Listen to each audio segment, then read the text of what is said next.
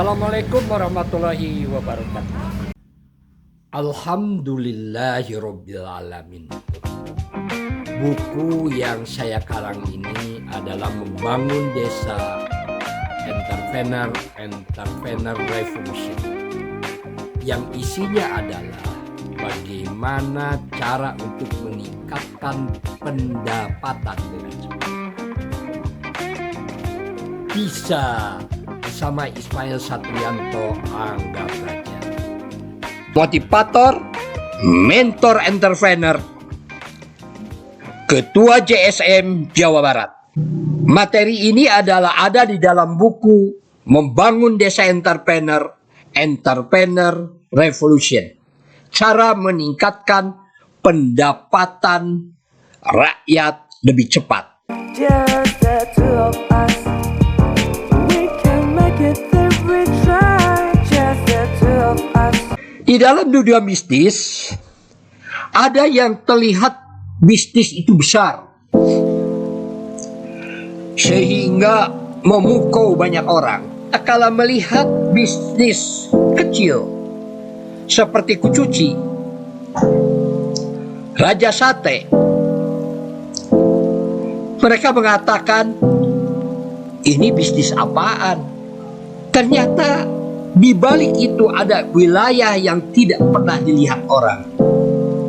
Apa itu wilayah yang tidak pernah dilihat orang? Hasil atau buahnya. Bagaimana hasil dan buahnya perusahaan yang kelihatan besar itu?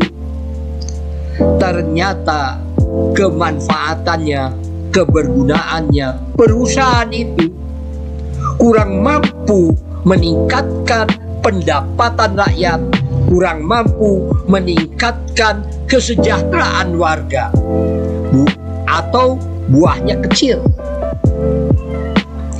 Tetapi yang terlihat usahanya kecil, UMKM, ternyata buah hasilnya atau buahnya sangat besar. Jadi perusahaan seperti Kucuci atau perusahaan UMKM yang kecil itu, ternyata di Kucuci itu ada 43 anak yang kurang mampu yang mengelola bisnis tersebut per tahun. Semua anak-anak itu didorong untuk menjadi sarjana, dan banyak yang telah menjadi sarjana, melahirkan sumber daya manusia yang tidak berhenti belajar, sumber daya manusia yang terlatih dan menjadi percontohan bagi semua orang. Jadi di dalam perjalanan bisnis, seperti orang berada di tengah lautan. Dilihat di depan ada sebuah gunung es, namanya gunung es. Itu adalah melambangkan kesuksesan. Sebalik itu ada yang namanya di bawahnya itu bongkahan es yang lebih besar, yang menompang yang di atasnya. Jadi pada kesempatan ini kami ingin membahas bagaimana membangun sukses pengusaha UMKM dengan perusahaan yang lebih besar. Inilah wilayah yang harus diperhatikan, yang harus dikerjakan oleh setiap pengusaha atau UMKM. Pertama, sukses pengusaha dalam membangun kerjasama satu produk itu membutuhkan waktu. Waktunya adalah 10.000 jam atau sekitar 5-6 tahun jika dikerjakan dimulai jam 7 pagi sampai jam 4 sore. Kerjasama ini harus mampu dibangun melewati waktu, bukan kerjasama yang dibutuhkan hanya sewaktu-waktu, tetapi harus membangun kerjasama dalam jangka panjang dan bisa diwariskan ke keturunan kita, sehingga penerus tidak harus dimulai dari awal. Inilah kebanyakan para pengusaha. Jika orang tuanya sudah meninggal dunia, anak-anaknya tidak ada yang mampu mengembangkan usaha orang tuanya, tidak menjadi pelanjut. Itu kesalahan yang fatal bagi sebuah perusahaan, bagi sebuah pembangunan keluarga, begitu, bagi pembangunan sebuah keluarga pengusaha. Jadi bisnis itu harus bisa diwariskan, termasuk kerjasama dengan perusahaan-perusahaan yang besar itu harus bisa diwariskan. Maka itu dibutuhkan 10.000 jam, sekitar 5-6 tahun. Pada waktu memulai usaha harus dipahami bahwa dari mulai 0 sampai 5 bulan, usaha belum untung, masih dalam tahap perintisan. 6 sampai 12 bulan, usaha mulai ada pendapatan, tetapi masih tidak sebanding dengan perjuangan dengan usaha. 1 tahun sampai 2 tahun mulai ragu, usaha ini akan diteruskan atau tidak. Tetapi setelah 2 tahun, mulailah kerjasama itu, mulailah bisnis itu memiliki daya tahan. Maka 2 tahun sampai 5 tahun, inilah pemantapan usaha. Setelah lebih dari 5 tahun, 6 tahun ke sana, insya Allah bisnis ini akan selalu ada.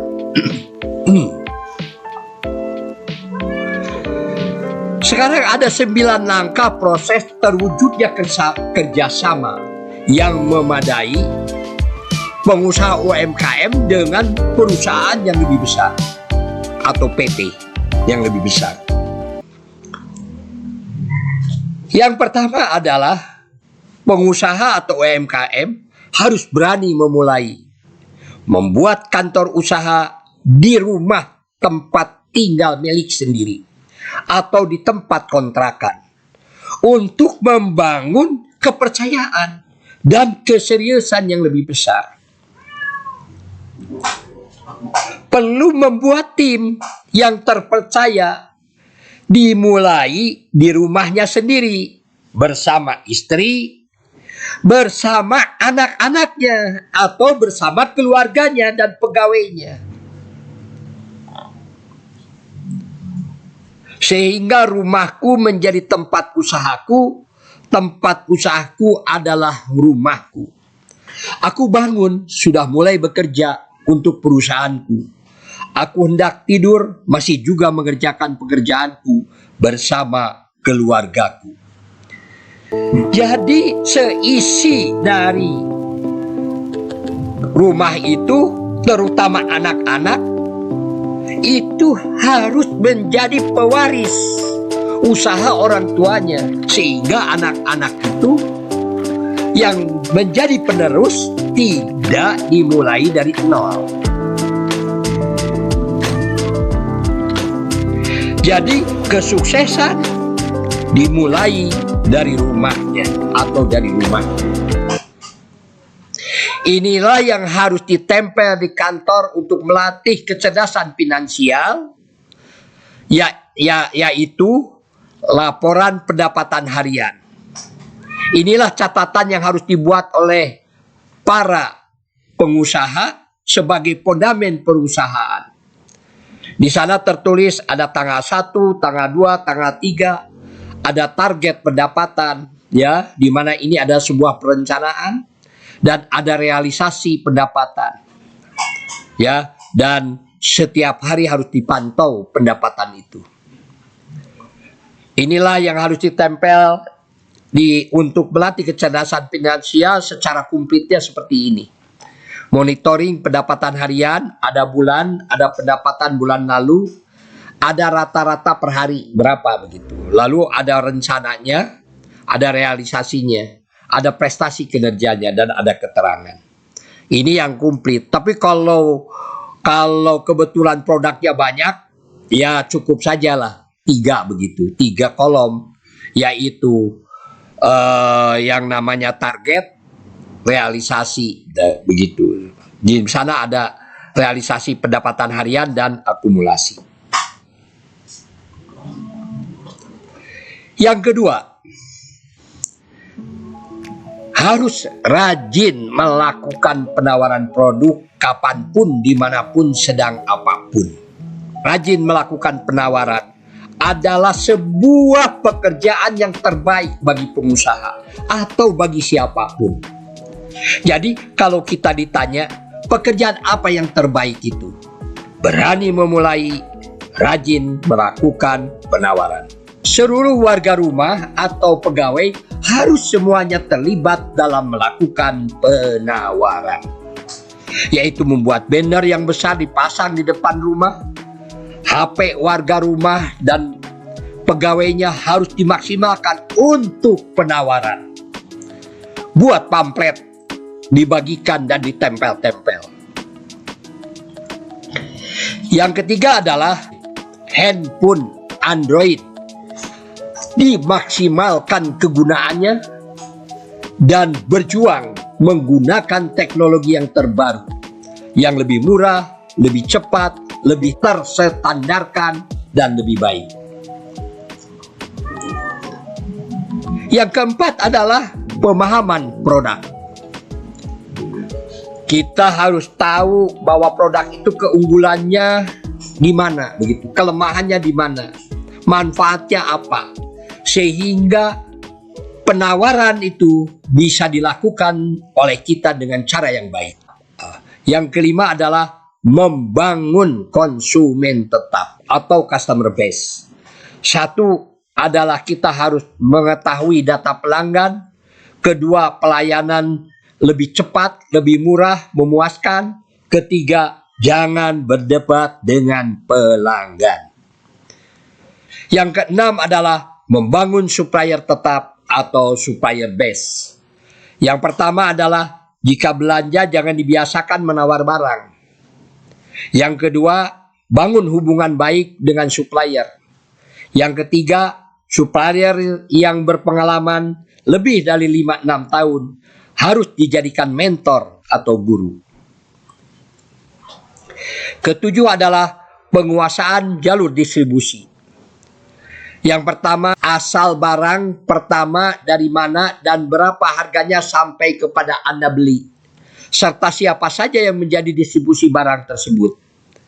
Kedua, perjalanan barang dari mulai awal sampai akhir, sampai ke produksi dan sampai ke konsumen. Ketiga, bagaimana pergudangannya dan bagaimana persyaratannya sampai kepada konsumen dan sebagainya. Yang kedelapan adalah harus memelihara kepercayaan. Kerja keras adalah modal yang utama untuk satu, bisa dipercaya. Kedua, bisa disukai, dicintai banyak orang. Ketiga, orang mau membayar lebih kepada orang yang suka kerja keras. Yang keempat, orang mau memberikan pinjaman modal. Yang kelima, orang-orang tumbuh rasa hormat. Keenam, timbul kejujuran dalam diri dan percaya diri.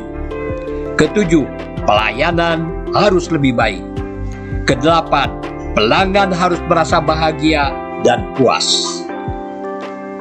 Yang kesembilan, baru kita membuat tempat usaha yang memadai, yaitu kita kerjasama dengan perusahaan yang lebih besar. Ada 9 langkah untuk menjalankan usaha. Satu kali lagi, yang pertama adalah berani memulai, membuat kantor usaha di rumah sendiri atau tempat kontrakan. Kedua, rajin penawaran produk kapanpun, dimanapun, sedang apapun. Ketiga, handphone Android dimaksimalkan kegunaannya dan penggunaan teknologi yang terbaru, yang lebih murah, lebih cepat, lebih tersendarkan, lebih baik. Keempat, pemahaman produk mengenai keunggulan, kelemahan, dan manfaat sehingga kita bisa menawarkan dengan lebih baik. Kelima, membangun konsumen tetap atau base customer. Atau yang keenam, membangun supplier tetap atau supplier base. Yang ketujuh, penguasaan jalur distribusi. Yang kedelapan, harus memelihara kepercayaan. Yang kesembilan, baru membangun tempat usaha yang memadai. Jadi sukses pengusaha dalam membangun kerjasama butuh waktu sekitar 10.000 jam, 5-6 tahun. Kerjasama dengan perusahaan yang lebih besar ini harus mampu diwariskan ke keturunan kita sehingga penerus tidak harus mulai dari awal. Dari mulai hari ini melakukan kerjasama sampai 2 tahun. Harus diingat, baru memiliki daya tahan apabila kerjasama itu sudah 5-6 tahun. Baru dikatakan sukses kerjasama. Demikianlah memahami sukses kerjasama dengan perusahaan yang lebih besar. Bisa bersama Ismail Satrianto Angga Praja. Ngarang buku Membangun Desa Entrepreneur Revolution. Cara cepat meningkatkan pendapatan. Wassalamualaikum warahmatullahi wabarakatuh. Just the two of us. We can make it if we try. Just the two of us. Just the two of us. Just the two of us. Building castle in the sky. Just the two of us.